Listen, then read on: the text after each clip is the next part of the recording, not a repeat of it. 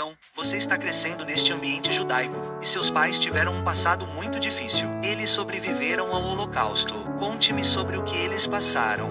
Bem, meu pai era de uma pequena cidade chamada Podkov, e ele não falava muito sobre o Holocausto. Ele era bem mais velho que minha mãe. Minha mãe era de Lute. Ela sobreviveu ao gueto de Locke, mas não tinha mais ninguém na família.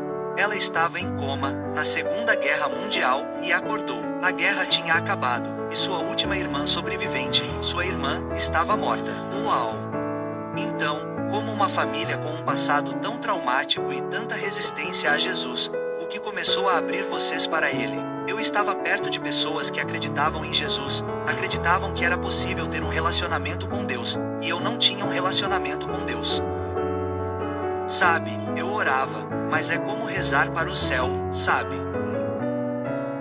Mas em um certo ponto, eu disse a Deus que Ele me criou e que podia se comunicar comigo. Sabe, como falar comigo. Então, eu disse a Ele que estava aberto a aceitar se Jesus fosse o Messias. Certo, e havia duas coisas que você me disse que nunca faria. Quais eram essas duas coisas? Sim, decidi quando era bem pequeno que nunca acreditaria em Jesus e que nunca usaria drogas. E estou chegando aos 500. Sim.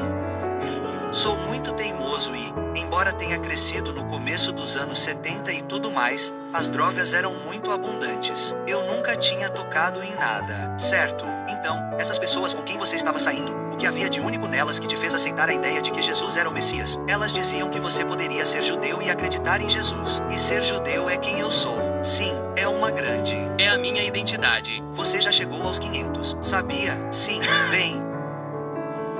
Jesus não estava no meu radar, mas essas pessoas estavam vivendo a vida como se conhecessem a Deus. Uau! Elas sabiam para onde iriam quando morressem. Elas conheciam as Escrituras e acreditavam que elas eram verdadeiras. Uau! E elas alegavam que Jesus era o único caminho. Então pensei que não poderia falar com o meu, sabe, quando estiver diante de Deus, não poderei recorrer ao meu rabino e deixá-lo defender-me. Não funciona assim. Terei que tomar a decisão sozinha. Uau!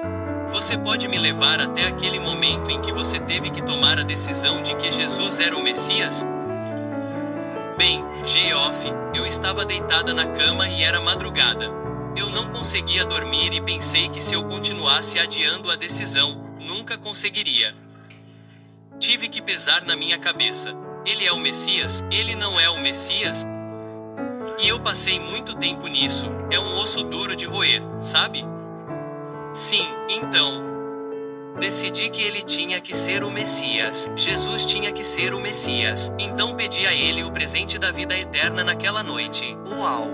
Com o que você estava lutando até tomar essa decisão? Acredito que as pessoas estavam orando por mim.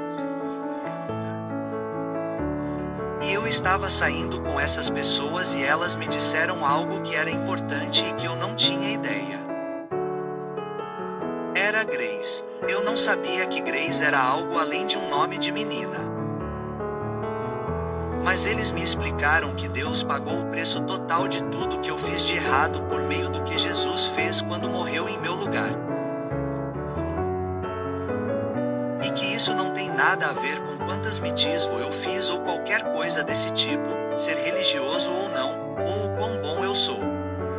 Tem a ver com ele, e isso foi diferente. Isso foi diferente de qualquer coisa que eu poderia ter pensado sozinho. E eu, em Nova York, pensei sobre isso. Eu costumava ler ficção científica, sabe? E pensei, bem, se eu pensasse em algo, sabe, o que seria? O que é religião ou o quê? Todas as religiões parecem iguais porque todas estão crescendo. Mas as boas novas que eles estavam explicando eram totalmente diferentes. E isso é chama-chama, significa que Deus é um, Deus é o único, e essa mensagem parecia vir dele. Então você entendeu isso como algo judaico? Sim, bom, o que eu entendi foi que essa mensagem era diferente e única, e que Deus é único, unicamente Deus.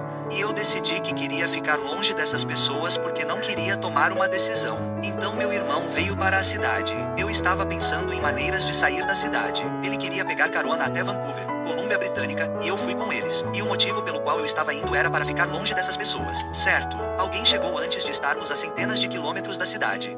Sabe, estávamos viajando milhares de quilômetros. Sim. Veio da rua. Em uma motocicleta, todo vestido de preto, com a viseira abaixada.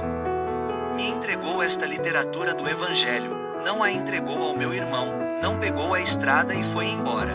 Foi muito estranho, mas foi como se Deus estivesse me dando um tapinha no ombro. Uau! Sabe? Fomos a uma conferência das Nações Unidas sobre assentamentos humanos chamada Habitat. Foi muito legal. Foi uma experiência legal. Ficamos lá por um mês. Voltamos e cerca de 3 semanas depois eu estava deitado na cama naquela noite e sim, eu estava pensando, eu estava lendo as escrituras e disse a Deus que ele me fez e que ele poderia me convencer se fosse verdade. Eu disse que não. Sim, e ele fez. E você contou aos seus pais sobre isso? Sim. Bem, o que? Bem, ficamos bem ativos. Sabe, isso foi nos anos 70. E estávamos distribuindo literatura na Universidade de Washington. Uma das coisas que fizemos foi criar um jornal chamado Kai Times. E eu coloquei minha história nele com um pequeno autorretrato, certo? E o enviamos para todos os rabinos da cidade. Uau! E nosso rabino ligou. Ele não queria falar comigo. Ele queria falar com meu pai. Certo. E ele despistou meu pai. E meu pai estava dizendo: o que está acontecendo com todas essas coisas? E eu disse: é judaico, sabe? Então, você sabe, o H. Então eu expliquei a ele um pouco. Mas, o H, ele não iria ao nosso casamento quando nos casamos alguns anos depois. E você sabe, minha esposa Jeane, ela é incrível. E ele a amava, mas, você sabe, ele não queria que as pessoas falassem pelas costas dele. Sim, mas, o H, você sabe, o H Deus realmente abençoou o casamento e depois ele mudou de ideia. O H, ele convidou todos os seus amigos. Certo. O H e a família. Metade das pessoas lá eram sobreviventes do Holocausto. Eu tinha 300 pessoas no meu casamento. Uau! Eu me virei e li o Salmo 103 e expliquei a todos que em momentos diferentes Jeane e eu colocamos nossa fé em Yeshua como o Messias. O H, continuei com o casamento. E quando nos declaramos casados, foi uma cerimônia bem judaica. Tivemos uma cerimônia emocionante. Foi simplesmente lindo. Mas, em nome do Pai, do Filho e do Espírito Santo, quando o sol estava nublado, de repente ele brilhou. Você podia ver em todas as fotos. Uau! E foi incrível. Todos se divertiram. Ninguém deu trabalho ao meu pai. De jeito nenhum. Sim. Isso é lindo e poderoso. Sim. O que aconteceu depois disso? Deus continuou a fazer milagres por mim durante toda a minha vida. Tão lindo. E minha esposa e eu estamos casados há 43 anos e trabalhamos duro em coisas diferentes juntos, em contar às pessoas sobre o que Jesus tinha feito por nós. Sim. Então eu estava no ministério, eu estava na arte, eu estava trabalhando como freelancer, e sempre estávamos juntos. A arte e o ministério sempre estavam juntos. O que estou contando a vocês aconteceu quando eu tinha 20 anos. Agora estou com quase 70. Uau! Então Deus tem sido fiel. Ele tem sido bom. E suas misericórdias se renovam a cada manhã. Isso mesmo. Ele precisa de fé. Isso mesmo. Amém. Adorei. Muito obrigado por compartilhar essa história comigo. Jake, tem alguém assistindo agora que está olhando para você e dizendo: como você pode acreditar em Jesus? Você está traindo o nosso povo judeu. O que você diria a essa pessoa? Eu perguntaria se ela quisesse ouvir uma charada. E é do livro de Provérbios. Me perguntaram essa charada: quem subiu ao céu ou desceu? Quem concentra o vento em seus punhos? Quem ajuntou as águas em uma veste? Quem estabeleceu todos os confins da terra? É Deus, certo? Qual é o nome dele? Não pronunciamos mais o nome dele. Não nos esquecemos de como. E qual é o nome do filho dele se você ainda não sabe? Toda palavra de Deus é pura. Ele é um escudo para aqueles que depositam sua confiança nele. Adorei isso. E eu diria para aceitar esse desafio: procure em nossas escrituras hebraicas e você certamente o encontrará. E também, eu quero desafiar qualquer um que esteja assistindo agora a abrir o Novo Testamento e perceber o caráter judaico deste livro. E não é apenas judaico, porque fala sobre a genealogia de Jesus, o Messias, filho de Davi, filho de Abraão. Há mais de 800 ilusões, Conexões e citações do Antigo Testamento, do Tanakh no Novo Testamento, ligando-os intrincadamente. É um livro lindo. Então, abra-o. E onde você está hoje?